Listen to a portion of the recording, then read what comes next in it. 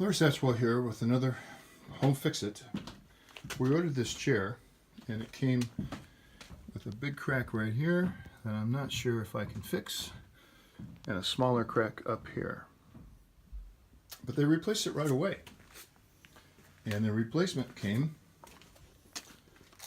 with a crack right here. There's another one on the way, but there are a lot of stresses in this oak chair, though, just by the nearest nature of how it's constructed.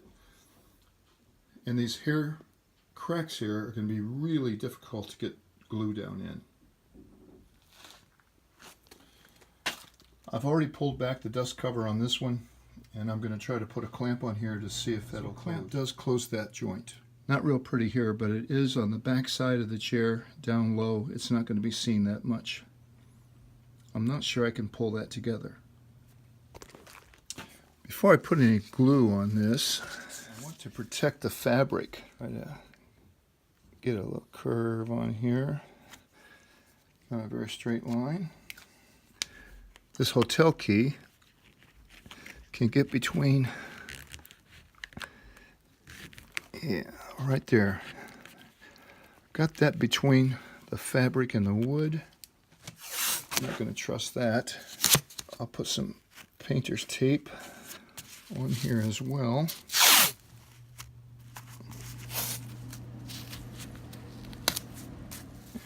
And I'll add a little dollar store plastic drop cloth. And so that'll protect the fabric. There's no sense fixing this if you mess up the fabric. All right, now that it's protected, how am I going to get glue into that tiny area? I think I'll first of all try to open it up a little bit. I have a little miniature screwdriver here and a soft blow.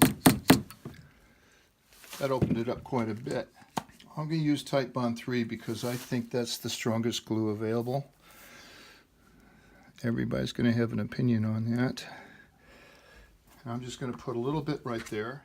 This brush is insignificant. This is the narrowest part here, so I'm going to try to vacuum some of that glue into the air hole.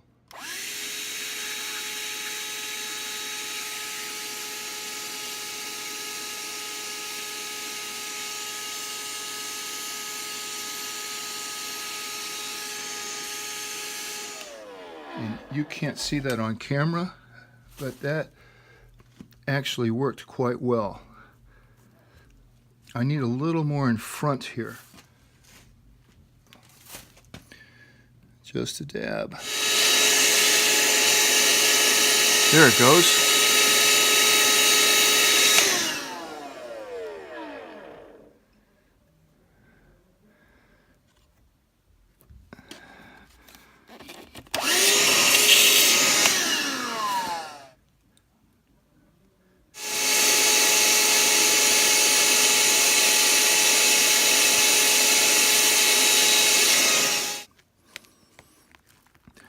Titebond glue has a long open time of these type of glues, so I'm going to let the gravity do its job here. I stepped away for a minute and reshaped this little feather board I have. Now it'll go in there quite a ways. Now I'm not going to rely on this glue to hold this joint. This is a place I can hide a patch under it,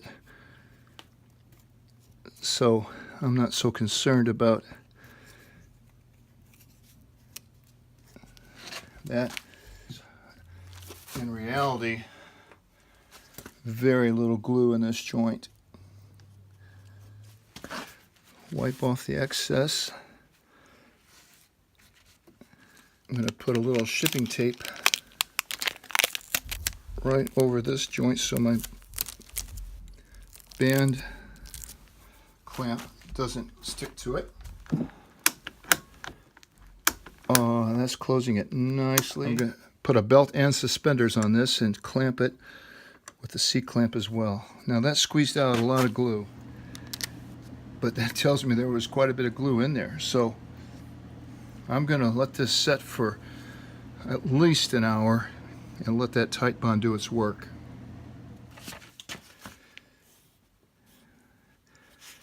I'm going to make a pattern,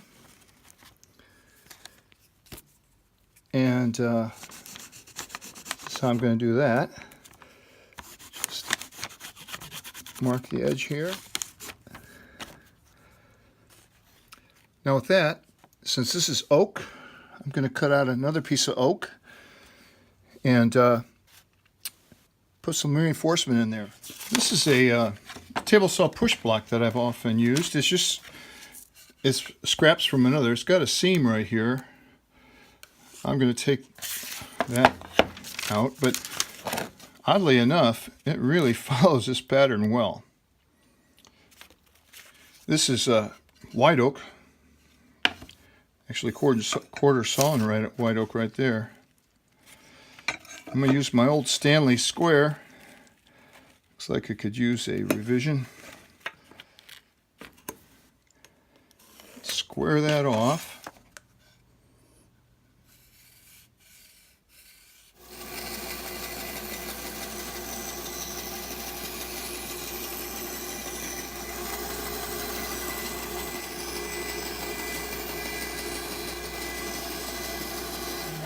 I have this piece of hardboard on here because the saw is in such a handy place. People keep putting their drinks and other things on here. I'm just trying to protect the table. All right, we'll have to fine-tune this. Not a bad start. We'll take it over to the belt sander. I'm happy with this. After about 6 trips back and forth, it's under the radar here. I'm going to glue it and screw it. The main connection here I want is a screw, so I'm going to put one here and one here. You see the gap back here? The crack is right here. This is well beyond that. There's no sense in fiddling with it anymore. I really like this fit right here. That's going to get a tight bond. So I'm going to go ahead and pre-bore the holes. Get this on.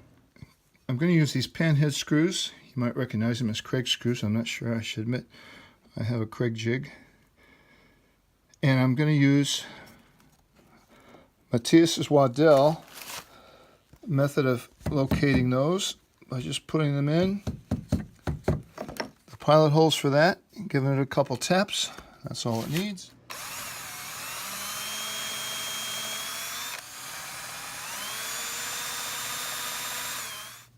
I know in theory these are self-tapping screws, but I don't want to take any chances of these things not going in.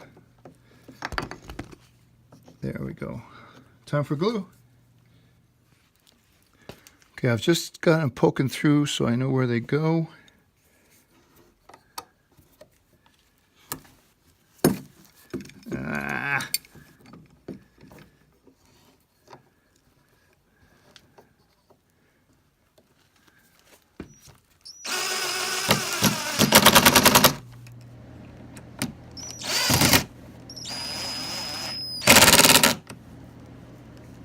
I feel pretty good about this repair. I'm going to leave the clamp on here. The screws I know are holding it, but this is going to take a while. After that, it's just a matter of stapling the dust cover back on. And now I can use this strap and try to work on that other chair.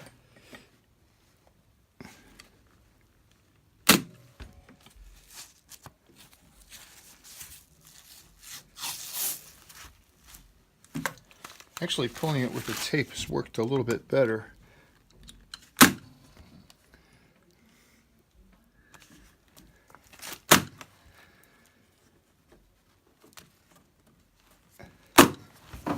We're going to call that good. Thanks for watching.